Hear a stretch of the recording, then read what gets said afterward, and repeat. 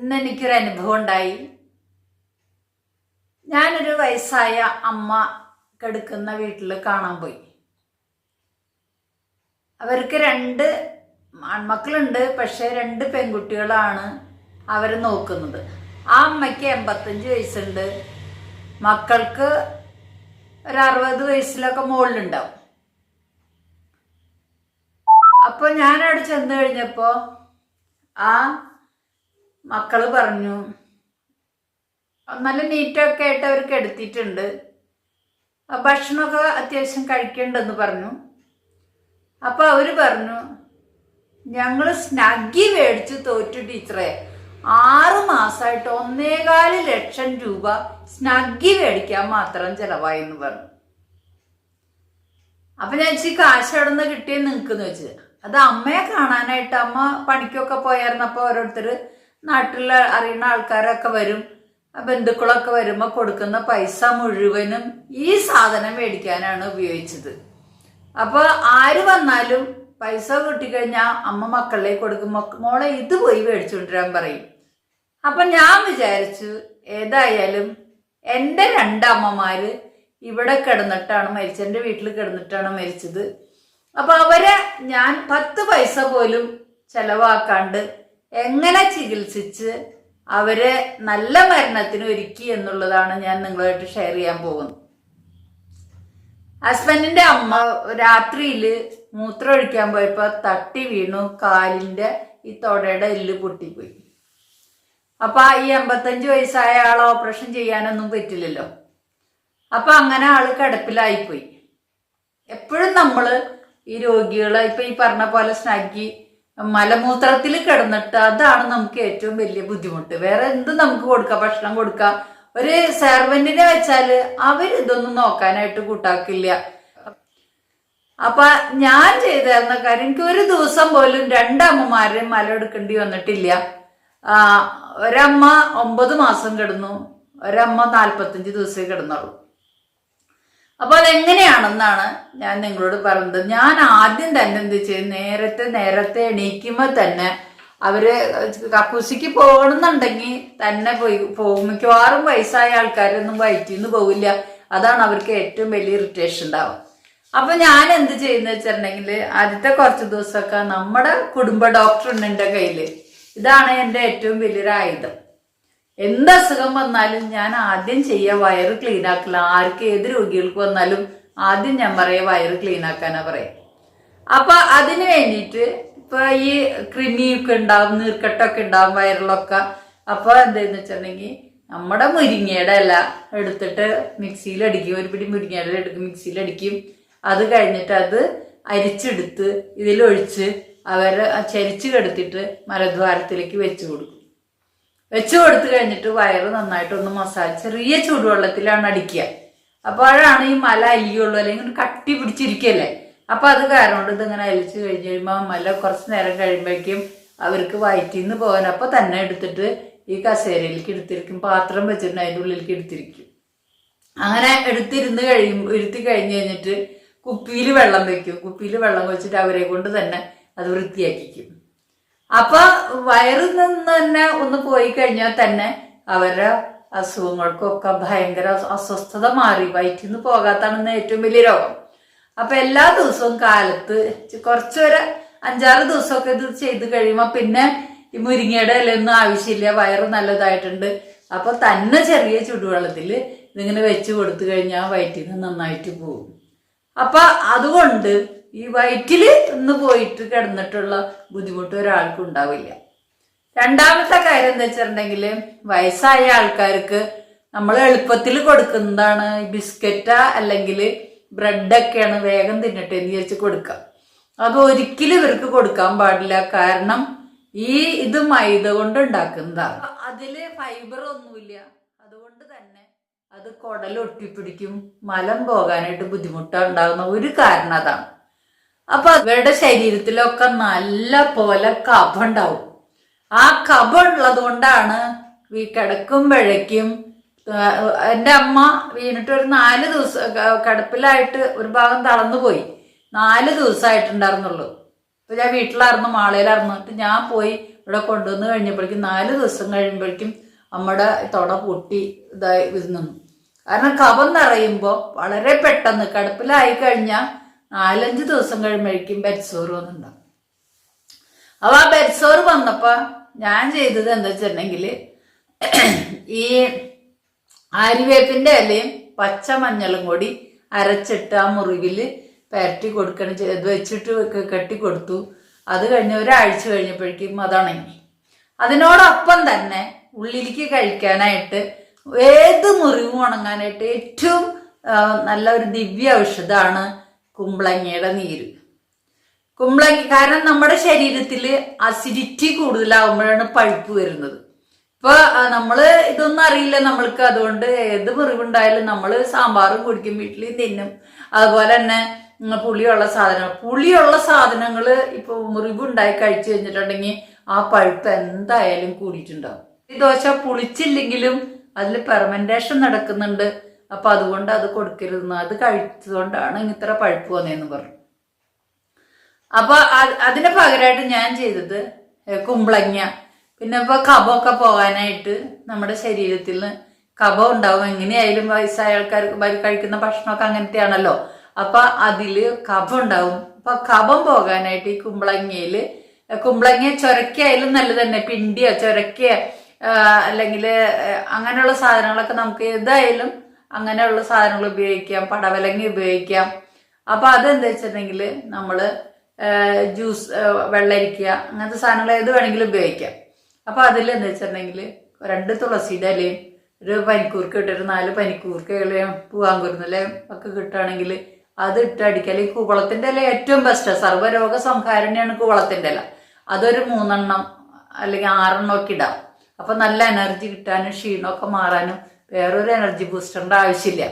അത് മിക്സിയിലിട്ട് അടിച്ച് അതിന്റെ ജ്യൂസ് ചെറിയ ചൂടുവെള്ളത്തിൽ എപ്പോഴും രോഗികൾക്ക് കൊടുക്കുമ്പോൾ ചെറിയ ചൂടുവെള്ളമാവുക. കാരണം ഈ കഫമൊക്കെ നിൽക്കുമ്പോൾ തണുപ്പ് ഒന്നുകൂടി ബുദ്ധിമുട്ടുണ്ടാവാണ്ടിരിക്കാനായിട്ട് ആദ്യം കുറച്ച് കൊടുക്കുക. കൊടുത്തു കഴിഞ്ഞിട്ട് പിന്നെ ശരീരത്തിന് പിടിച്ചിട്ടുണ്ടെങ്കിൽ കൂട്ടി കൊടുക്കുക. അല്ലെങ്കിൽ ചിലപ്പോൾ അധികമായി കഴിഞ്ഞിട്ട് ഇപ്പോൾ വയറിളക്കൊക്കെ വരാനുള്ള സാധ്യതയുണ്ട്. അപ്പോൾ കൂടുതൽ ബുദ്ധിമുട്ടില്ലാണ്ടിരിക്കാനായിട്ട് ആദ്യം ചെറിയ അളവിൽ കൊടുക്കുക. അത് കഴിഞ്ഞ് കഴിഞ്ഞിട്ട് അപ്പോൾ അതൊരു 8 മണിയൊക്കെ ആകുമ്പോഴേക്കും അവരുടെ ബ്രേക്ക്ഫാസ്റ്റിന് സമയത്തിനേക്ക് കൊടുക്കാം. പിന്നെ അത് കഴിഞ്ഞിട്ട് ഒരു 11 മണി ആവുമ്പോൾ ഇപ്പൊ ഈ കുറച്ച് ചോറിന്റെ അത്ര കറീന്റെ അത്ര ചോറ് വെക്കാം. അപ്പൊ എന്ത് പറ്റുമെന്ന് വെച്ചിട്ടുണ്ടെങ്കിൽ വയറ് നിറച്ച് തിന്നാനായിട്ട് കൂടുതലും നമ്മൾ അവിയൽ പോലെ എല്ലാവിധ പച്ചക്കറികളും അതിലിട്ടിട്ട് അവർക്ക് അത് കൊടുക്കുക. അപ്പൊ വിശപ്പും മാറി വേറെ ബുദ്ധിമുട്ടുകളൊന്നും ഉണ്ടാവില്ല.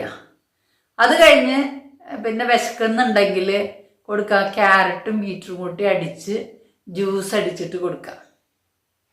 ആ ജ്യൂസ് അടിച്ചത് നല്ല ബ്ലഡ് വെക്കാനും നല്ല ശരീരത്തിൽ വിറ്റാമിൻ എ കിട്ടാനും എനർജി കിട്ടാനും ഒക്കെ നല്ലൊരു എനർജി ഇമ്മ്യൂണിറ്റി ഒക്കെ കൂടാനായിട്ട് സഹായിക്കുന്ന ഒന്നാണ് ക്യാരറ്റ് ബീറ്റ്റൂട്ട് ജ്യൂസ്.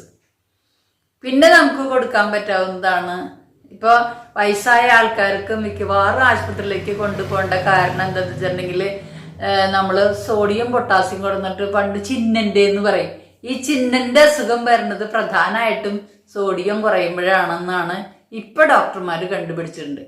അപ്പൊ ഈ സോഡിയം കുറയാണ്ടിരിക്കാനായിട്ട് വയസ്സായ ആൾക്കാർക്ക് എപ്പോഴും ഉണ്ടാകുന്ന ഒരു ബുദ്ധിമുട്ടാണ്. ഇടയ്ക്ക് ആശുപത്രിയിലേക്ക് കൊണ്ടുപോകേണ്ട കാരണം ഈ സോഡിയം കുറഞ്ഞിട്ടാ. അപ്പൊ സോഡിയം പൊട്ടാസ്യം കുറയുന്നത് മാറ്റാനായിട്ട് ചെയ്യാവുന്നതാണ്. ചെറിയ ചുടുവെള്ളത്തിൽ 1 സ്പൂൺ തേൻ ഒഴിക്കുക. ഒരു 8 തുള്ളി ചെറുനാരങ്ങ നീര് മതി. അതൊഴിച്ചിട്ട് അത് ഒരു നുള്ളി കല്ലുപ്പിടുക. ഈ അയഡൈസ്ഡ് ഉപ്പല്ല, പണ്ടത്തെ നമ്മൾ നാടൻ ഉപ്പിട്ടിട്ട് അത് അവർക്ക് കൊടുക്കുക. എല്ലാ ദിവസവും ഒരേ ഗ്ലാസ് അത് കുടിച്ചു കഴിഞ്ഞാൽ കഫം ഉണ്ടെങ്കിൽ അഴിഞ്ഞു പോകും. അതേസമയത്ത് തന്നെ ഈ സോഡിയവും പൊട്ടാസ്യവും മിനറൽസും ഒക്കെ കിട്ടാനായിട്ട് സഹായകമായി തീരും. പിന്നെ നമ്മൾക്ക് കൊടുക്കാവുന്നതാണ് അവർക്ക് അത് മാറി എല്ലാ ദിവസവും ഈ സോഡിയം പൊട്ടാസ്യം ഇത് കൊടുക്കുകയാണെങ്കിൽ ആ ബുദ്ധിമുട്ടുണ്ടാവില്ല. പിന്നെ ഇനി ചായ കാപ്പിയൊക്കെ കുടിക്കണമെന്ന് ആഗ്രഹമുള്ള ആൾക്കാരാണെങ്കിൽ പാലൊക്കെ ഒഴിച്ചിട്ടുള്ള ചായ ഒന്നും പഞ്ചസാരയൊക്കെ മാക്സിമം ഒഴിവാക്കാൻ പറ്റും. അതിന് വേണ്ടിയിട്ട് ഒരു ജാപ്പി എന്ന് പറയും. അതായത് ഒരു 100 ഗ്രാം മല്ലി എടുക്കുക, 20 ഗ്രാം ഉലുവ, 20 ഗ്രാം ജീരകം, പിന്നെ വേണമെങ്കിൽ ഒരു ഇത്തിരി 2 തരി കുരുമുളകും ഒരു 2 തരി ഏലക്കായയും ഒക്കെ ഇട്ടിട്ട് നല്ലപോലെ വറുത്ത് പൊടിക്കുക. എന്നിട്ട് അത് ശർക്കര ഇട്ടിട്ട്, അവർക്ക് പ്രമേഹ രോഗികൾക്കായാലും ഈ ഉലുവയും ഇതൊക്കെ ഉള്ള ജീരകമൊക്കെ ഉള്ളതുകൊണ്ട് അത്ര ബുദ്ധിമുട്ടുണ്ടാവില്ല. അത് അവർക്ക് കാപ്പിക്ക് പകരമായിട്ട് കൊടുക്കുക. അപ്പോഴും നല്ല ശരീരത്തിന് ഒരു ഉണർവും ഇതൊക്കെ ഉണ്ടാവാനായിട്ട് സഹായകമായിട്ട് തീരും. പിന്നെ വൈകുന്നേരം ആവുമ്പോൾ നമുക്ക് കൊടുക്കാൻ പറ്റാവുന്നതാണ് ചെറുധാന്യങ്ങൾ. ഇപ്പോൾ നമ്മുടെ ചാമ, തിന, അല്ലെങ്കിൽ റാഗി, അങ്ങനത്തെ ചെറുധാന്യങ്ങൾ കഞ്ഞി പോലെ വെക്കുക. അതൊരു 6 മണിയാകുമ്പോഴേക്കും, വൈകുന്നേരം കുറേ നീണ്ടു പോകാനായിട്ട് നിൽക്കണ്ട, ഒരു 6 മണിയാകുമ്പോഴേക്കും അത് കൊടുക്കുക. അതിന് ഏറ്റവും നല്ലത് തേങ്ങ ചമ്മന്തിയാണ്. ഒരു തുണ്ട് തേങ്ങ, അപ്പോൾ അതൊരു രുചി ഉണ്ടാവും അവർക്ക്. ഒരു ഇത്തിരി തേങ്ങയും അതിലൊരു ഇത്തിരി ഇഞ്ചിയും കറിവേപ്പിലയും അതുപോലെ തന്നെ ഒരു കഷ്ണം ഉള്ളിയും അതൊക്കെ ഇട്ടിട്ട് നല്ല ഉപ്പിട്ടിട്ട് അരച്ച് ഒരു ചമ്മന്തിയായിട്ട് കൊടുക്കുക. പിന്നെ തേങ്ങ, ഇപ്പോൾ തേങ്ങയ്ക്ക് വില കൂടുതലാണ്. തേങ്ങ ഇല്ലെങ്കിൽ കടല, ഇപ്പോൾ കപ്പലണ്ടി മുളപ്പിച്ചിട്ട് അത് അരച്ചിട്ടായാലും കൊടുക്കുക. അല്ലെങ്കിൽ ചെറുപയർ കടിച്ച് ചവച്ചൊന്നും തിന്നാൻ പറ്റില്ല, അപ്പം ചെറുപയർ അരച്ചിട്ടായാലും ഇങ്ങനെ ചമ്മന്തി അരച്ചിട്ട് അത് മാറി മാറി ഓരോ ദിവസം മാറി മാറി കൊടുക്കാം. അപ്പോൾ അവർക്ക് ആ പെട്ടെന്ന് ദഹിക്കും, വേറെ ബുദ്ധിമുട്ടുകളൊന്നും ഉണ്ടാവില്ല. ഇനി കുറച്ചും കൂടി ഒരു ശരീരത്തിന് ഊർജ്ജമൊക്കെ വേണം, നല്ലതിലാവണം എന്ന് വെച്ചിട്ടുണ്ടെങ്കിൽ, ഇപ്പം നമ്മൾ മുരിങ്ങയില ആണെങ്കിൽ ഒരു പിടി മുരിങ്ങയില, ചിലവർക്ക് മുരിങ്ങയില പറ്റില്ല, അതാണ് പറഞ്ഞാൽ കുറച്ചിട്ട് കൊടുത്തിട്ട് ചിലവർക്ക് മുരിങ്ങയില കൂടുതൽ വെച്ചാൽ വയറും. അപ്പം അങ്ങനെയുള്ള ആൾക്കാർക്ക് ചീരയോ അങ്ങനെ ഏതെങ്കിലും ഇലക്കറികൾ ഇട്ടിട്ട് അതിൽ ഒരു കഷ്ണം ഈ വെള്ളരിക്ക ഇടാം, ഒരു 2-3 വെളുത്തുള്ളി ഇടാം, പിന്നെ കുറച്ച് കറിവേപ്പില ഇടാം, ഒരു തക്കാളിയുടെ ഒരു പകുതി, അത്ര മതി. അതും ഇതെല്ലാം കൂടിയിട്ട് നല്ല പോലെ വേവിക്കുക. വേവിച്ച് കഴിഞ്ഞിട്ട് അത് മിക്സിയിൽ നല്ല പോലെ അടിക്കുക. എന്നിട്ട് ചെറിയ ചൂടോടെ അവർക്കത് കുടിക്കാൻ കൊടുക്കുക. അപ്പം നേരം വെളുക്കുമ്പോഴേക്കും വയറ് നല്ലൊരു സുഖം ഉണ്ടാവും, വയറ്റിൽ നിന്ന് നന്നായിട്ട് പോകുമ്പോൾ. അപ്പോൾ ഒരൊറ്റ പ്രാവശ്യമേ വയറ്റിൽ നിന്ന് പോകുള്ളൂ. എപ്പോഴും ഈ എനിമ എടുക്കണ കാരണം കൊണ്ട് എപ്പോഴും വയറ് ക്ലീനായി, പിന്നെ എപ്പോഴും വയറ്റിൽ നിന്ന് പോവില്ല. പിന്നെ അങ്ങനെ ഉണ്ടെന്നുണ്ടെങ്കിൽ പിറ്റേ ദിവസം അങ്ങനെ പോകണ്ടെങ്കിൽ വൈകുന്നേരം ഒന്നും കൂടി എടുക്കും, ഒരു ബുദ്ധിമുട്ടില്ല. എഴുമ എടുക്കുമ്പോൾ അതുമ്പോൾ ഒരു തുണ്ട് എണ്ണ പരട്ടി കഴിഞ്ഞാൽ നോബുമ ഒരു തുള്ളി എണ്ണ പരട്ടി ചെരിച്ചുകൊണ്ട് കെട്ടിയിട്ട് വെച്ച് കൊടുത്തു കഴിഞ്ഞാൽ ഷൂക്ക് നിന്ന് ഒഴിച്ചിട്ട് ഇങ്ങനെ പൊതിച്ച് പിടിക്കുക. ഇന്നിപ്പോൾ ഇതൊക്കെ ഓൺലൈനിലൊക്കെ കിട്ടും. ഈ ഒരു ഗ്ലാസ് മതി, സോപ്പും പൊടിയും വേണ്ട, ഒരു സാധനവും വേണ്ട, വെറുതെ ഇങ്ങനെ കയറ്റി വെച്ച് കൊടുത്താൽ മലദ്വാരത്തിലേക്ക് കയറി. ആദ്യത്തെ പ്രാവശ്യം ചിലപ്പോൾ അത്ര പോയിന്ന് വരില്ല, കാരണം മലം കട്ടി പിടിച്ചിരിക്കുന്നുണ്ടാവുമല്ലോ. അപ്പം അത് 1-2 പ്രാവശ്യം അങ്ങനെ ചെയ്യുക. ആദ്യത്തെ പ്രാവശ്യം അങ്ങനെ പോയില്ലെങ്കിൽ പിന്നെ പോയി തുടങ്ങി കഴിയുമ്പോൾ പെട്ടെന്നാവും. അപ്പം ഇടയ്ക്കിടയ്ക്ക് അവർക്ക് പോകാൻ പറ്റില്ല. പിന്നെ അവർ ഭക്ഷണം കഴിക്കാനും മടി കാണിക്കും, കാരണം അയ്യോ എൻ്റെ മക്കൾക്ക് ഇത് ബുദ്ധിമുട്ടാവില്ല ഭക്ഷണം കഴിച്ചിട്ട്. നമ്മൾ ഭക്ഷണം കൊടുക്കാനും നമുക്ക് മടിയാണ്. ഈ തീട്ടത്തിൽ കയറി മൂത്രത്തിൽ കയറി കിടക്കണ്ടേന്ന് വിചാരിച്ചുകൊണ്ട് നമ്മൾ കൊടുക്കാനും മടിക്കും. അപ്പോൾ ധൈര്യമായിട്ട് നമുക്ക് ഒരു 10 മിനിറ്റ് നേരം നമ്മൾ ശ്രമിച്ചാൽ മാത്രം മതി. തീർച്ചയായിട്ടും ആദ്യത്തെ ദിവസം 1-2 ദിവസം ഉണ്ടാവുള്ളൂ. അത് കഴിഞ്ഞ് കഴിഞ്ഞാൽ അവരൊന്ന് അനക്കാൻ പറ്റുകയാണെങ്കിൽ അവർ തന്നെ ചെയ്യും. മറ്റുള്ളവരെ കൊണ്ട് ചോദിക്കാനും ഇഷ്ടപ്പെടുന്നുണ്ടാവില്ല. അപ്പം അങ്ങനെ ചെയ്യാം. ഇനി ഈ പൊട്ടലും ചുറ്റിലും ഒന്നും ഇല്ലാണ്ടിരിക്കാനും ശരീരമൊക്കെ നല്ല ഡ്രൈ ആയിട്ടിരിക്കും, വേദനകളൊക്കെ ഉണ്ടാവും അവർക്ക്. അപ്പോൾ നമുക്ക് ചെയ്യാവുന്നതാണ്. അതിന് വേണ്ടി നമുക്ക് ചെയ്യാവുന്ന കാര്യമാണ് ഇത്തിരി തൈലം, നമ്മൾ ഇത്തിരി മുരിങ്ങയുടെ ഇലയും അതുപോലെ തന്നെ ആര്യവേപ്പിൻ്റെ ഇലയും പച്ചമഞ്ഞളും പിന്നെ ഈ തുളസിയുടെ ഇല ഇടാം, പിന്നെ തേക്കിൻ്റെ കൂമ്പ്, അതും എല്ലാം കൂടി മിക്സിയിൽ അടിച്ചിട്ട് നമ്മൾ നല്ല പോലെ അടിച്ചെടുക്കുക. അടിച്ചെടുത്തിട്ട് അത് അരിച്ചെടുത്ത് എത്ര അളവ് നമ്മൾ ഈ മരുന്നുകൾ എടുത്തോ അത്രയും തന്നെ വെളിച്ചെണ്ണയും കൂട്ടിയിട്ട് അത് എണ്ണ കാച്ചിട്ട് അതിൽ എന്തെങ്കിലും ഒരു മുരിങ്ങയുടെ ഒരു കഷ്ണം അതിലിടാം. അപ്പോൾ എന്താ വെച്ചിട്ടുണ്ടെങ്കിൽ മുരിങ്ങയുടെ ഇലയുടെ കഷ്ണം ഇടും, അത് ഇങ്ങനെ പൊട്ടണ പാകത്തിൽ എടുത്തിട്ട് ഇറക്കി വെക്കുക. അത് ശരീരത്തിൽ അത് മേല് തേക്കാൻ ഉപയോഗിക്കാം. പിന്നെ തലയിൽ തേക്കാൻ മിക്കവാറും ഉറക്കം ഉണ്ടാവില്ല. അവർക്ക് അസ്വസ്ഥതയ്ക്ക് ഒരു പ്രധാന കാരണം ഉറക്കം ഉണ്ടാവില്ല. അപ്പോൾ ഉറക്കം കിട്ടാനായിട്ട് വേറെ തലയിലേക്ക് തേക്കാൻ വേറെ ഒരു എണ്ണ കാഴ്ചയെടുക്കുക. അത് നമ്മൾ ഉറക്കില്ലാത്ത ആൾക്കാരാണെങ്കിൽ തലയ്ക്ക് ചൂടും കാലിന് തണുപ്പായിട്ടാണ് ഉറക്കം ശരിയാവാത്തത്. അപ്പം അതിന് വേണ്ടിയിട്ട് നമുക്ക് ചെയ്യാൻ പറ്റാവുന്ന ഒരു കാര്യമാണ് കുറച്ച് ഈ കറ്റാർവാഴ, ഒരു കഷ്ണം കറ്റാർവാഴ, അതുപോലെ തന്നെ ഇത്തിരി ഒരു 1-2 കട കഞ്ഞുണ്ണി, പിന്നെ ഒരു 2-3 നെല്ലിക്ക, പിന്നെ അതിൽ കൂട്ടാൻ പറ്റാവുന്നതാണ് ഈ തുളസിയുടെ ഇല ഇടാം, പൂവാങ്കുരുന്നില ഇടാം. അപ്പോൾ ഈ കഫമൊക്കെ ഉണ്ടെങ്കിൽ ഇറങ്ങി വരാനായിട്ട് അത് സഹായിക്കും.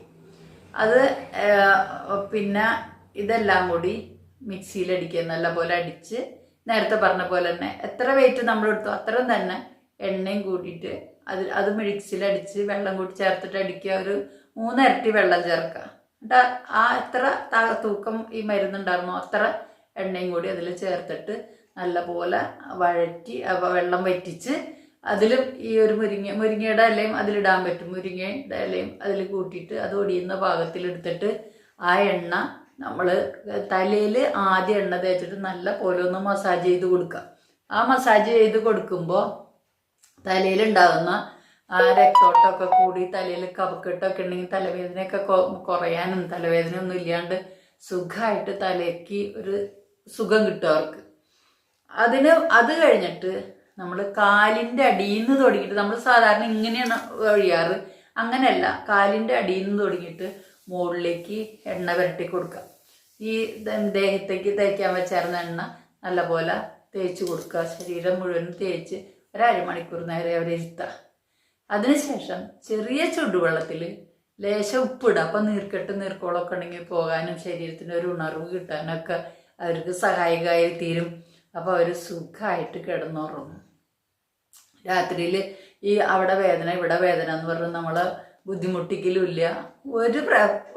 എന്നെ ഒരിക്കലും അവർ രാത്രിയിൽ കിടന്നിട്ട് എനിക്ക് എണീറ്റ് നോക്കണ്ട വന്നിട്ടില്ല. സുഖമായിട്ട് അവർ കിടന്നുറങ്ങും. ഞാനും സുഖമായിട്ട് കിടന്നുറങ്ങും. കാരണം സ്കൂളിലും പോകുന്നുണ്ടായിരുന്നു. അപ്പോൾ സ്കൂളിൽ ചെന്നാലും അത് ബുദ്ധിമുട്ടല്ലേ. അപ്പോൾ അങ്ങനെ അത്രയും കൃത്യമായിട്ട്. പിന്നെ ഈ കഫമൊക്കെ നല്ലപോലെ അഴിഞ്ഞു പോകുന്ന കൊണ്ട് വായു വലിച്ച് ഒരു ദിവസം പോലും വായു വലിച്ച് കിടന്നില്ല. ഈ കഫം നിറയുമ്പോഴാണ്, ശ്വാസം കിട്ടാണ്ടാണ് കാരണന്മാരൊക്കെ ഈ വായു വലിച്ച് കുറേ ദിവസമൊക്കെ കിടന്ന കിടപ്പ് വരുന്നത്. അപ്പം അതൊന്നും ഉണ്ടായില്ല. പണ്ട് കാലത്തൊക്കെ തുളസി തീർത്ഥം കൊടുക്കും അങ്ങനെ കഫം അഴിഞ്ഞു പോകാനായിട്ട്. അപ്പം അതിന് പകരമായിട്ട് ഇത് കൊടുത്തു കഴിഞ്ഞാൽ നല്ല ആരോഗ്യം ഉണ്ടാവും. നമ്മൾ പുത്രൻ എന്ന് പറഞ്ഞാൽ നരകത്തിൽ നിന്ന് ഈ അവസാന കാലത്ത് അവർ അനുഭവിക്കുന്ന ഈ വേദനകളെയാണ് നരകം എന്ന് പറയുന്നത്. അതിൽ നിന്ന് അവരെ രക്ഷിക്കാനായിട്ട് നമ്മൾ ഒരു അരമണിക്കൂർ നേരം അല്ലെങ്കിൽ 1 മണിക്കൂർ നേരം അവർക്ക് വേണ്ടി സന്തോഷത്തോടെ മാനവ സേവനം മാധവ സേവനം, നമ്മൾ ദൈവത്തിൻ്റെ മുമ്പിൽ പോയിട്ട് നമ്മൾ ഇപ്പം ഇന്ന് ഞാനൊരു സിസ്റ്റർ കണ്ടിരുന്നു. അയ്യോ, അത് ചെയ്തേക്കണ ചിത്രങ്ങൾ എന്നെ കാണിച്ചപ്പോൾ എനിക്ക് അത്ര വേദന തോന്നി. അത് പറയാം, എനിക്ക് നല്ല ആവേശ ടീച്ചറെ അവിടെ പോയിട്ട് ചെയ്യാനൊക്കെ പുഴുത്ത് ക്യാൻസറും ഒക്കെ വന്നിട്ട് അവിടെ ഇവിടെയൊക്കെ പുഴുത്ത്. അപ്പോൾ ഇതൊന്നും ആരും കാണാനായിട്ടില്ല. അപ്പം എന്നെ കാണിച്ചു തന്നു. അപ്പം ഞാൻ പറഞ്ഞു, സിസ്റ്റർ ഇങ്ങനെയൊക്കെയാണ് ഞാൻ ചെയ്യാറുണ്ട്. അപ്പം ഞാൻ സിസ്റ്ററിന് പറഞ്ഞു കൊടുത്തു, ഇതാണ് ദൈവം എന്ന് വിചാരിച്ചിട്ടുണ്ട്. ആ ദൈവത്തിനെ ശുശ്രൂഷിക്കണമെങ്കിൽ നമുക്ക് മോക്ഷം കിട്ടാനും ദൈവാനുഗ്രഹം കിട്ടാനും വേറെ ഒരു സ്ഥലത്തേക്കും ഉണ്ട്. ഈ മാതാപിതാക്കളുടെ നിറഞ്ഞ മനസ്സ് മതി നമ്മളുടെയും നമ്മളെ കുടുംബത്തിൻ്റെയും ഉന്നമനത്തിന് വേണ്ടിയിട്ട്. അപ്പം ഇത് കിടക്കാനൊന്നും പോകണ്ട. വയസ്സായ ആൾക്കാർക്കായാലും വലിയവർക്കും ചെറിയവർക്കും ഒക്കെ എല്ലാവർക്കും ചെയ്യാൻ പറ്റാവുന്ന ഒരു കാര്യമാണത്, ആരോഗ്യത്തോടെ ജീവിക്കാൻ. അതൊക്കെയാണ് എൻ്റെ ആരോഗ്യ രഹസ്യം. ഞാൻ അങ്ങനെ വെട്ടി വിഴുങ്ങിയൊന്നും തിന്നാറില്ല. ഇടയ്ക്കിടയ്ക്ക് ഒന്നും കഴിക്കില്ല. ഈ 3 നേരം എന്ന് വെച്ചാൽ 3 നേരം മാത്രം കഴിക്കും. മിക്കവാറും ഞാൻ ഫ്രൂട്ട്സാണ് കഴിക്കാറ്. കാരണം എൻ്റെ വീട്ടിൽ തന്നെ ഞാൻ തന്നെ പണിയെടുത്തിട്ട് പപ്പായ ഉണ്ടാവും. ഇന്നൊക്കെ എല്ലാവരും ഹൈഫൈ ഭക്ഷണങ്ങളെല്ലാം കഴിക്കണേ. സാധാരണ ഫ്രൂട്ട്സ് ഒന്നും ആർക്കും വേണ്ട. പപ്പക്കായും വേണ്ട. പിന്നെ എന്തിട്ടാ സപ്പോർട്ടൊക്കെ ആണെങ്കിൽ അയ്യോ അവിടെ കിളികൊത്തി ഇവിടെ കിളികൊത്തി എന്ന് പറഞ്ഞിട്ട് അതിൽ നിപ്പ വരുമെന്ന് പറഞ്ഞിട്ട് ഞാൻ അതൊക്കെയാണ് തിന്നണത്. എനിക്ക് ഇന്നേവരെ നിപ്പ വന്നിട്ടില്ല, ഒന്നുമില്ല. മാങ്ങ ഉണ്ടാവും, ഒരേ സീസണിൽ ഉണ്ടാവുന്ന ഫ്രൂട്ട്സ്, അതാണ് നമുക്ക് ഏറ്റവും ആരോഗ്യം ഉണ്ടാവുന്ന സാധനങ്ങൾ. അത് കഴിക്കാനായിട്ട് നമ്മുടെ നാടൻ ഫ്രൂട്ട്സിൽ നമുക്ക് വിശ്വസിച്ച് കഴിക്കാം. അതിൽ വേറെ ഒന്നും ഉണ്ടാവില്ല, ഒരു അഴുക്കുണ്ടാവില്ല, സന്തോഷമായിട്ട് നമുക്ക് കഴിക്കാൻ പറ്റും. അപ്പം അങ്ങനെ കഴിച്ചു കഴിഞ്ഞിട്ടുണ്ടെങ്കിൽ ഇപ്പം എനിക്ക് പ്രമേഹമില്ല, പ്രഷറില്ല, കൊളസ്ട്രോളില്ല, ഒരു രോഗമില്ല. അപ്പം അതുപോലെ എല്ലാവർക്കും പറ്റും. ഇനി വയസ്സായ ആൾക്കാർ ഈ ഇറച്ചി മീനും ഒന്നും തിന്നാനായിട്ടുള്ള പല്ലില്ലല്ലോ. ചവച്ചരച്ച് തിന്നാലല്ലേ നമുക്ക് ദഹനം നടക്കുള്ളൂ. അതൊന്നും ഇല്ലല്ലോ. അപ്പം ഇത്രയും കാലം ഇത് വയസ്സായ ആൾക്കാർ ചിന്തിക്കുക, ഇത്രയും കാലം ഇതൊക്കെ എനിക്ക് തിന്നൂലോ, ഇനി തിന്ന് കുറേ വേണ്ടാത്തതൊക്കെ വലിച്ചു കയറ്റി എൻ്റെ വയറിന് നശിപ്പിക്കണേലും ഭേദം അതൊക്കെ ഉപേക്ഷിക്കാനായിട്ട് തയ്യാറാവുക വയസ്സായ ആൾക്കാർ. ഞാൻ വയസ്സായത് തന്നെ, അതുകൊണ്ട് ഞാൻ പറയണത് എൻ്റെ കാലഘട്ടവും ഞാൻ വിചാരിക്കണം. അപ്പോൾ ഒത്തിരിയേറെ ആളുകൾ വിഷമിച്ച് രോഗികളായിട്ട് കഴിയുന്നുണ്ട്. നിരാശപ്പെട്ട് എങ്ങനെയെങ്കിലും മരിക്കണില്ലല്ലോ എന്നും എല്ലാവരും ത്യാഗം ഉണ്ടാവും. ഇത് കിടന്നിട്ട് രാത്രി ഉറങ്ങാൻ സമ്മതിക്കില്ല. ഈ വിമിഷ്ടങ്ങൾ കാരണം കൊണ്ടാണ് ഈ ശരീരവേദനയും ഉറക്കവും കിട്ടാത്തതുകൊണ്ടാണ് ഈ വൈകുന്നേരം കിടന്ന് നമുക്ക് ഉറക്കം തരാത്തത്, അവർക്കും ഉറങ്ങാൻ പറ്റാത്തത്. അപ്പം നിസ്സാര കാര്യങ്ങളേ ഉള്ളൂ. അതൊക്കെ നമ്മുടെ നടക്കിൽ നമ്മൾ ചെയ്തു കഴിഞ്ഞിട്ടുണ്ടെങ്കിൽ നമ്മൾ അധികം കിടക്കാണ്ട് നമുക്ക് ഈ ലോകത്തുനിന്ന് നമസ്തേ പറഞ്ഞു പോകാനായിട്ട് പറ്റും. അപ്പം അതിനെല്ലാവരും ദൈവം അനുഗ്രഹിക്കട്ടെ.